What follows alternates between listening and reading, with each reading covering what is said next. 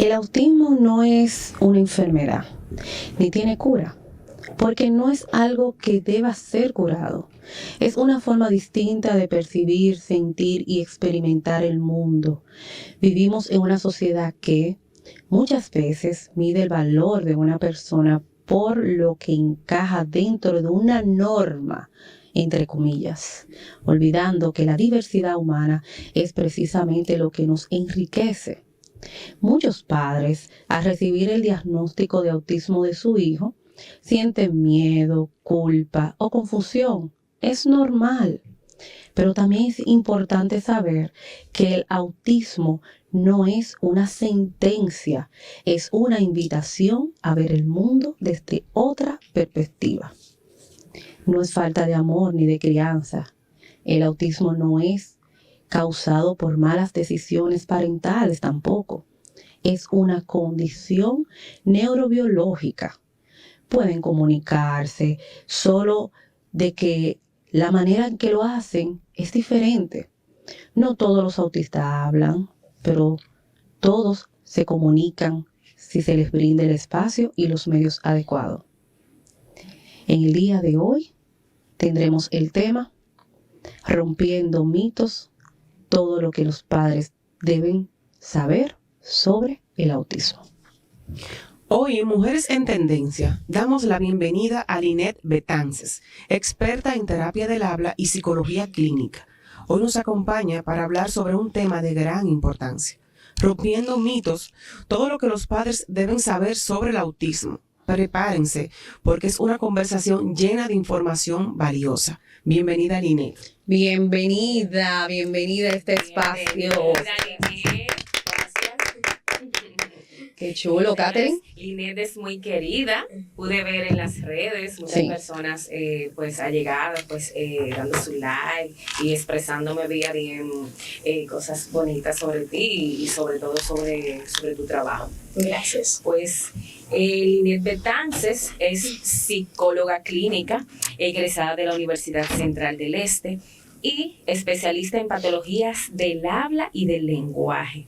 Formada en la Pontificia Universidad Católica Madre y Maestra en la Pucamaima, y a lo largo de mi trayectoria he complementado mis estudios con diversas formaciones en el área de neurodesarrollo, lo que me ha permitido enriquecer mi abordaje terapéutico y brindar una atención integral actualizada.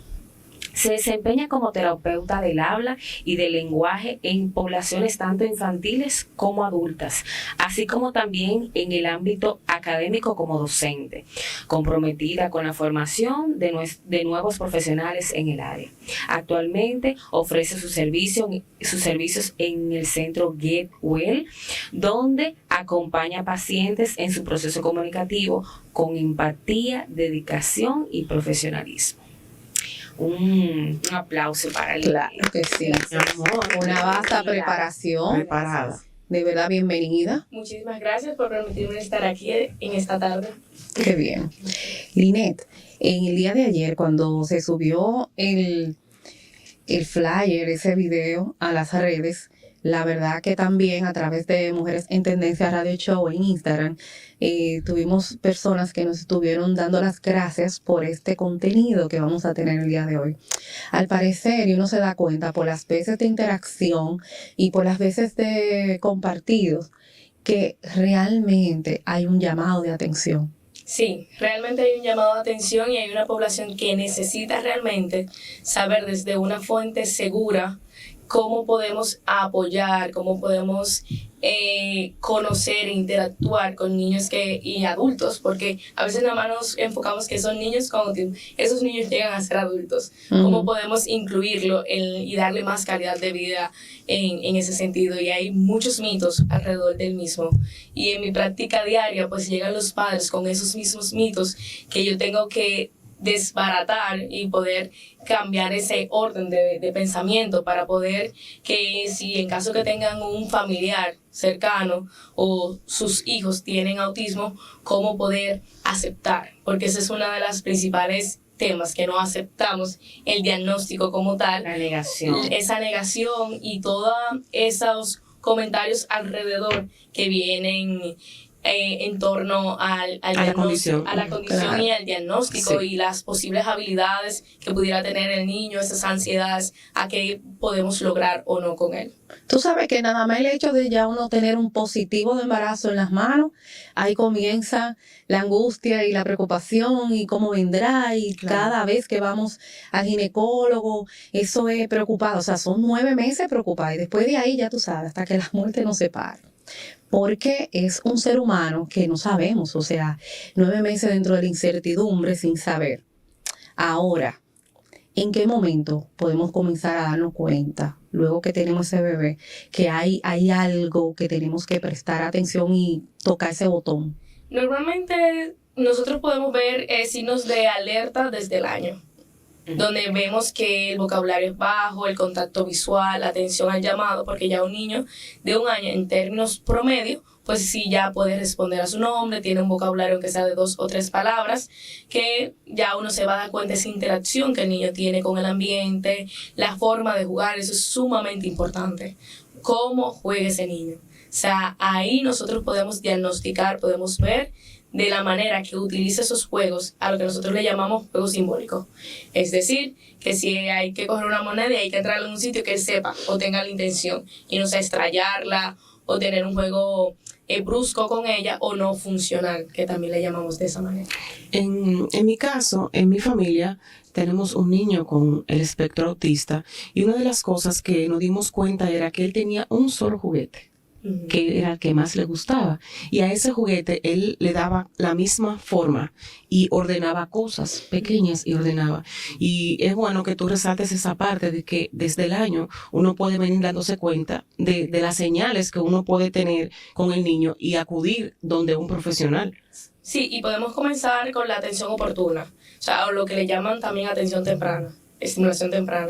Podemos comenzar desde el año a comenzar a estimularlo, ni siquiera con una intención de que hay un diagnóstico o no, sino comenzar esa atención a tiempo, por eso se llama oportuna, para poder realmente ayudar a ese niño en su desarrollo. Y hay algo muy importante que a veces no nos detenemos a pensar. Hay personas que necesitan más ayuda en algunas habilidades que otras. Y la atención oportuna es lo que te va a ayudar a que ese niño, si necesita más ayuda a nivel psicomotriz, que no tiene tanto equilibrio, que tropieza mucho, pues te va a ayudar a que ese niño supere esa parte de forma oportuna. Y que no necesariamente va a ser un diagnóstico de autismo. No necesariamente un diagnóstico de autismo. Es simplemente apoyar el desarrollo de ese niño y asegurarnos, cuando ya hemos visto esas señales de alerta, a que se siga desarrollando y potenciando. Porque es como nosotros ponerle como un escalón. O sea, el niño no alcanza, le puse el escalón para que lo pueda alcanzar. Básicamente así que nosotros vemos la terapia. Es como yo ayudarle a poner ese escalón para que él alcance lo que él es capaz ya de hacer. Y uno de los temas más importantes en los niños con diagnóstico de autista o de autismo es el habla. Sí. Esa es una de las cosas más preocupantes que a nosotras que... Son de las primeras señales. Es una de No las primeras necesariamente. señales, exactamente, pero si va a desarrollar el habla o no. Entonces, el niño autista puede hablar sí o no. Ese es un mito. Hay personas que dicen, no va a hablar. O depende del nivel, del grado. Depende del grado. Lo que pasa es que el lenguaje es la habilidad más compleja que nosotros tenemos en nuestro cerebro. Necesita demasiada energía, funcionamiento, porque intervienen muchas áreas para que se pueda dar el habla. Para tú hablar, tú necesitas tener buena coordinación motora, necesitas razonar. Todo eso se necesita para poder hablar. Y si no logramos eso que yo he mencionado anteriormente, esa conexión con el ambiente, la necesidad comunicativa, pues es difícil que lleguemos a un lenguaje oral. Entonces ahí en esa parte hay niños, todos los niños con autismo comunican, eventualmente van a comunicar, si tienen un verdadero abordaje terapéutico. Ahora bien, que no sea verbal ya es otra conversación, pero me va a comunicar a través de su sonrisa, a través de sus gestos, a través de los sistemas de apoyos de comunicación, porque hay sistemas alternativos que no solamente es el lenguaje de señas. A los niños con autismo no se les enseña el lenguaje de señas, sino se utilizan esos aparatos para poder darle mayor calidad de vida y ellos puedan comunicarse y que las familias se puedan empoderar de esos. Sí, porque tengo entendido que hay unos sistemas de comunicación que son manuales y digitales. Eso es correcto. A través de imágenes, ellos pueden comunicarse, enseñarle la imagen a la mamá o al papá, ¿verdad? En terapias. En terapias, ese No, sistema. En casa. En casa. Ok. En casa, porque en terapia, pues la terapeuta simplemente... Pero la terapeuta es quien le comunica a los padres que existe eso para que lo puedan hacer en la casa. Porque... Eso es correcto. Sí, Si el niño claro. califica. Oh, Sí. Si el niño califica para eso, porque hay niños que eventualmente no lo necesitan, porque tú le ves un gran potencial de ser niños verbales. Ujú. Entonces, como tú le des un gran potencial para niños verbales, quizás no es necesario que nosotros implementemos el sistema alternativo, que es costoso, primero, y es toda una formación familiar, porque todo su entorno tiene que saberlo manejar. Porque a mí no me funciona que él me lo comunique en terapia. En su casa se tiene que comunicar. Es Claro. una manera de comunicación diferente claro. para la familia completa. Sí. Entonces, tú como profesional, Linet, ¿cómo podrías dividir el progreso de un niño o la ayuda, por ejemplo, escuela, casa y terapia? ¿Cómo podríamos dividir? Porque eso es un trabajo de equipo. En la casa, mira, te lo digo porque mi mamá no tiene paciencia, es su nieto y ella no entiende. Y mi hermana también trabaja, pero el hijo de ella, que es más grande, también debe de incluirse en todo lo que aprenda mi hermana para poder enseñarle cómo tratar al niño. Entonces, ¿cómo se divide eso? Lo primero es que el padre que asiste o el tutor, pues yo lo que trato de empoderarlo. Yo digo, mira, tú tienes que saber. Claro. Si tú tienes que saber. Y yo comienzo a darle hasta términos técnicos. Yo, mira, tú tienes que saber de tomar que yo. Porque tú tienes tu hijo, tú te lo llevas de aquí. Yo duro aquí 30 minutos, 1 hora con él. Me encanta ese lenguaje, y hay ya que él hablar se va. así. Sí, claro. Entonces tú tienes que saber no solamente tanto estrategia, sino el por qué está pasando esto. Porque tú eres la responsable de defender a este niño. Y si alguien viene a darte un comentario, tú vas a decir, no, porque estamos haciendo esto. Y yo sé lo que estamos haciendo de forma consciente para tú poder replicar esa información con tu entorno. Pero también en el inicio del proceso terapéutico se mandan una serie de recomendaciones hacia el colegio. Muy importante. Se ponen recomendaciones para el hogar, recomendaciones para el colegio, porque no son igual, no cumplen el mismo contexto. Entonces, esas recomendaciones pues se ponen en el informe donde el padre es responsable de llevarla. Si es necesario, pues nosotros hacemos visitas al colegio cuando las maestras todavía no conectan con esas estrategias y el colegio lo solicita o vemos que no están funcionando, pues nosotros vamos, observamos y hacemos ajustes de esas estrategias, porque es muy importante de que seamos equipo. Ahora, doctora, estamos hablando de mitos, rompiendo mitos, ¿verdad? Rompiendo mitos. Mire, cuando mi hijo estaba pequeño, que no hablaba, hasta los 3 años vino Nicolás a hablar, me decían, dale agua en la mano de pilón para que hable. Qué barbaridad. Y que dale agua en la mano de pilón para que hable. Hale el té de qué sé yo qué. Hale el té de que me pusieron al muchacho. Y enciende, entonces yo le daba agua en la mano de pilón, porque aunque hay algo en mí que dice que es un disparate, pero cosa de madre que uno quiere que Que no sea hable. malo, pero no intentarlo. Entonces, esos mitos de campo, esos mitos de las abuelas, ¿qué tan cierto, qué tan no, qué tan sí? Porque créanme, que a veces lo hacen con tanta fe que terminan La hablando. desesperación. O, por ejemplo, porque tú sabes que el muchacho ya comienza a hablar disparate. Como a los 5 o 6 meses. Va a hablar, el muchacho va a hablar. Mi hijo así mismo salió un día a los 6 meses. Y está la tía mía, va a hablar. Y dejó de hablar el muchacho. Y comenzó mi abuela, le empantó el habla. Fulana, tú tanto que jodes, le empantaste el habla al muchacho. ¿Qué tan cierto es esa vaina? Porque créame que yo lo viví todo. No, realmente no tiene nada de cierto. Como yo mencionaba, el lenguaje es un proceso complejo que se da de forma natural y nosotros no lo desarrollamos a través de la imitación.